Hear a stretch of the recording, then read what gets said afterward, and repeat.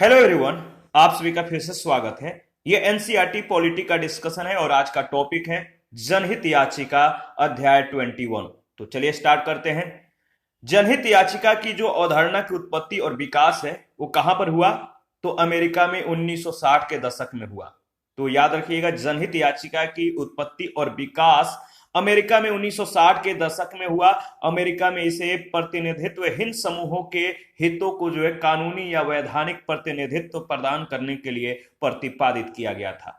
भारत में जनहित याचिका या पीआईएल सर्वोच्च न्यायालय की न्यायिक सक्रियता का एक उत्पाद है।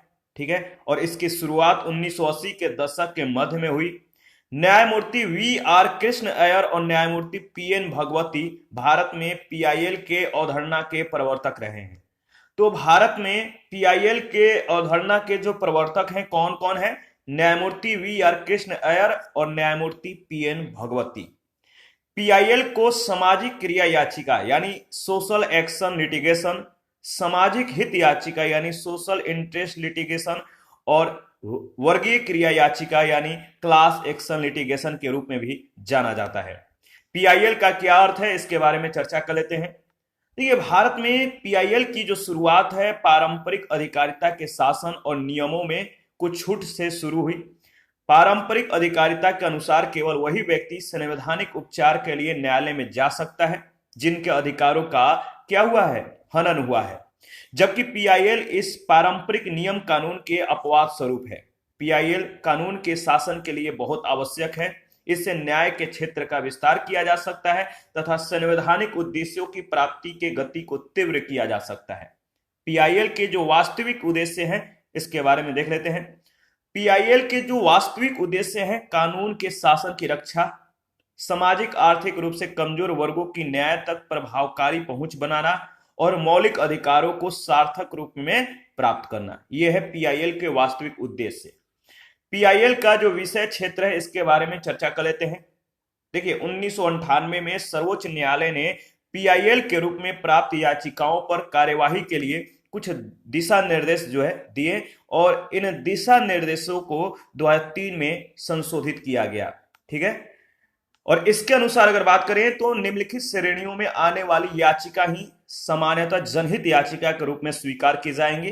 जैसे पहला है बंधुआ श्रमिक, दूसरा अपेक्षित बच्चे, श्रमिकों को न्यूनतम मजदूरी नहीं मिलना, आकस्मिक श्रमिकों का शोषण और श्रम कानूनों का उल्लंघन, व्यक्तिगत मामले आदि। ये सभी जो है मतलब कि जनहित याचिका के रूप में इन याचिकाओं को स्वीकार किए जाएंगे।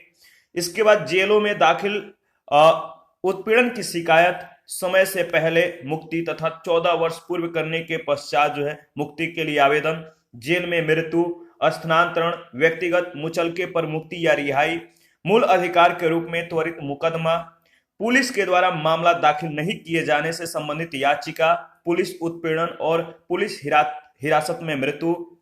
इसके बाद महिलाओं पर अत्याचार के खिलाफ याचिका, विशेषकर वधु उत्पीड़न, दहेज दहन, बलात्कार, हत्या, अपहरण आदि। ये सभी जो होंगे क्या होंगे, मतलब कि ये सभी श्रेणियां जो है याचिकाएं मतलब ये जो जनहित याचिका के रूप में इन याचिकाओं को स्वीकार किए जाएंगे। तो ये जो मतलब कि जिस तरह का मामला है आप ध्यान में रखिएगा कि किसको जो है पीआईएल के अंतर्गत लिया जा सकता है। इसके बाद अगर बात करें तो अनुसूचित जाति, जनजाति और आर्थिक रूप से कमजोर वर्गों का पुलिस के द्वारा उत्पीड़न की शिकायत से संबंधित याचिकाएं पीआईएल के रूप में स्वीकार किए जाएंगे। पर्यावरण प्रदूषण से संबंधित याचिकाएं, पारिस्थितिकी संतुलन में बाधा, औषधि, खाद्य पदार्थ में मिलावट, विरासत और संस्कृति, प्राचीन कलाकृति, वन एवं वन्य जीवों का संरक्षण तथा सार्वजनिक महत्व के अन्य मामलों से संबंधित याचिकाएं। इसके बाद दंगा पीड़ितों की याचिकाएं। इसके बाद पारिवारिक पेंशन।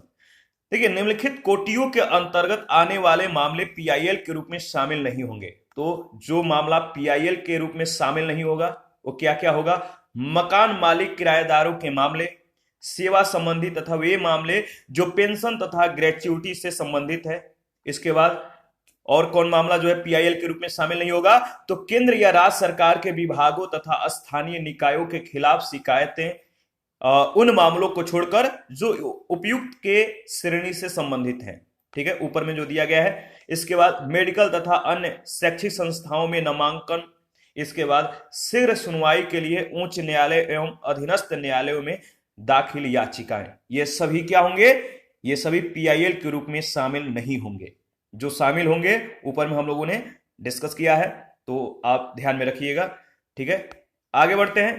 देखिए, इसी के साथ ये जो सेशन है ये समाप्त हो जाता है। नेक्स्ट सेशन में अधीनस्थ न्यायालय के बारे में हम लोग चर्चा करेंगे। तो आप अपना प्रतिक्रिया देते रहिए, आपके प्रतिक्रियाओं का हमें बेसब्री से इंतजार रहता है। और जिन लोगों ने Telegram channel, Telegram quiz group, Facebook page, Instagram को ज्वाइन नहीं किया, वीडियो का डिस्क्रिप्शन बॉक्स में उसका लिंक है, आप ज्वाइन कर सकते हैं। मिलते हैं नेक्स्ट सेशन में, अभी के लिए इतना ही।